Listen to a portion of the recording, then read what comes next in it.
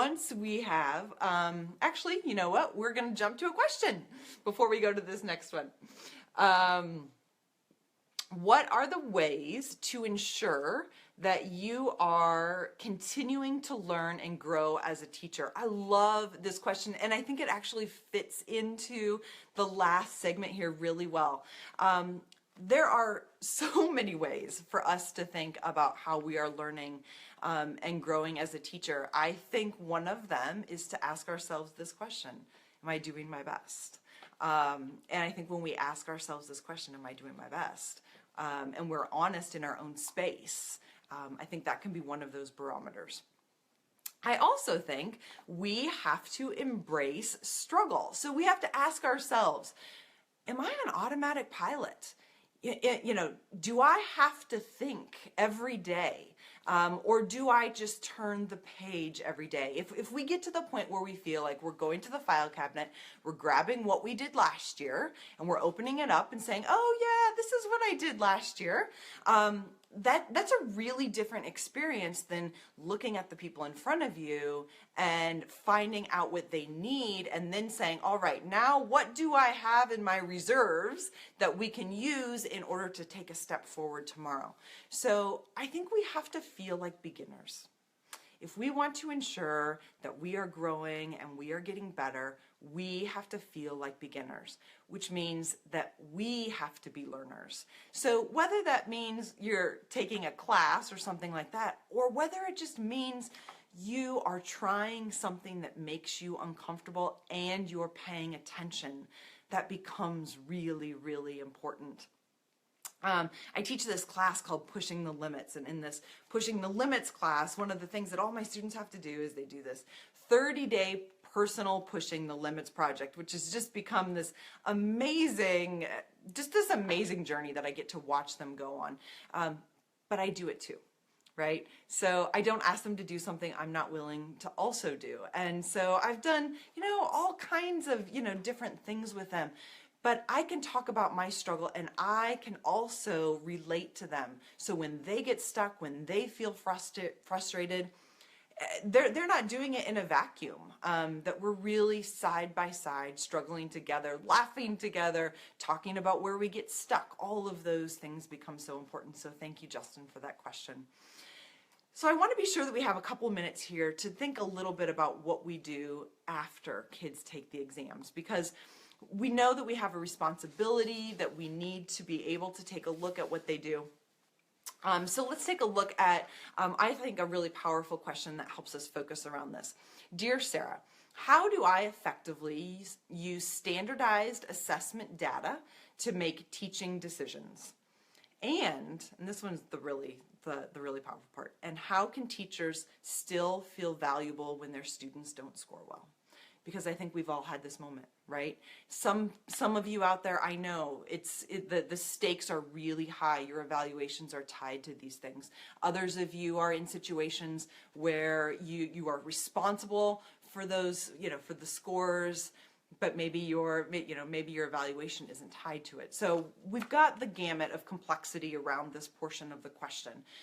Regardless of where you seem to fall in this, I think we have to ask ourselves kind of this so what question. And that's not a flippant so what. That is, so what does this mean, right? So when I look at this data, what does it tell me? And I almost imagine, well, I don't imagine, this is what I do when I look at my own kids' data. I imagine like peacock feathers that, sometimes you get really, really close, you got to zoom in, and then sometimes you got to look out. And it's just kind of this constant in and out, in and out. Because if we zoom in only on the wrong questions, right, we're going to get a skewed result. We're going to get a skewed perception of what's really going on. If we only look at the broadest results, if we only look at what the majority of kids did, we're still not getting an accurate picture. So it's that constant zooming in, zooming out that helps us understand this. We also have to, whenever we can, get to that level of individual student, right? We have to be able to look at what an individual student is doing.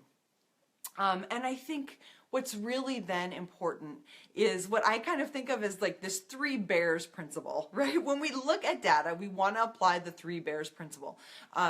You don't want to do too much, you don't want to do too little, you want to do what's just right in the, in between. So too much is overreacting. Too little is underreacting, right? And if we overreact, sometimes we overcorrect. If we underreact,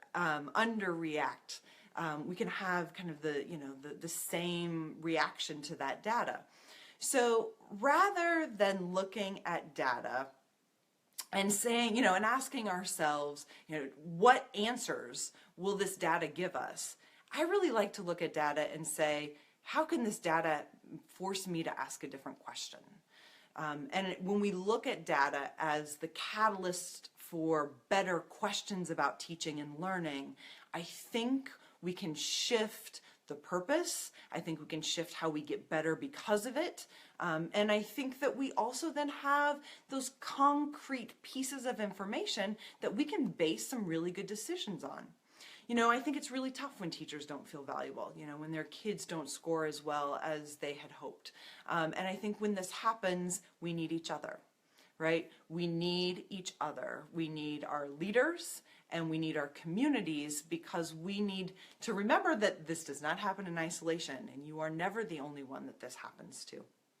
And that, once again, this is one piece of a really giant puzzle. This is one day of a big puzzle, and our ultimate job as teachers is to launch our kids into better lives, right? To launch them into better lives. I remember when I went and visited Harvard, and I remember walking through the gates of Harvard, and I took a picture of what was of the words over top of there. And I took a picture of the words "to grow in wisdom." And I thought, when I walk into Harvard, it says to grow in wisdom. It doesn't say to do better on a standardized test, to grow into a test taker. It says to grow as a human being. And I think we have to hang on to that in those toughest moments. So, thank you so much once again for joining in, for participating, for adding all of those comments into the discussion. As always, we take a look at those. We like to respond and continue to use this as we generate more Facebook Lives, more blogs, more podcasts, all of those kinds of things. So thank you for joining this event, for tuning into this work. You will be able to catch the transcripts of portions of this show, and then the video in kind of these snack size pieces this Sunday on my blog, which you can find at sarahbrownwesling.com. As always, a big special thank you to Teacher to Teacher and their partnership, which makes all of this possible. And then, of course, to all of you educators, you teachers, you coaches, you principals, you administrators who are working tirelessly to see the biggest picture of learning and of school. When I think of questions, I think that they're a lot like pulleys. I think that they take us from the unknown to some better understanding. So please keep those questions coming.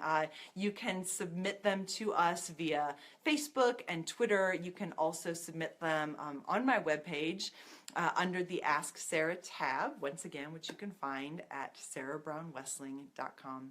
Thanks, everybody, and we will see you again soon. Good night.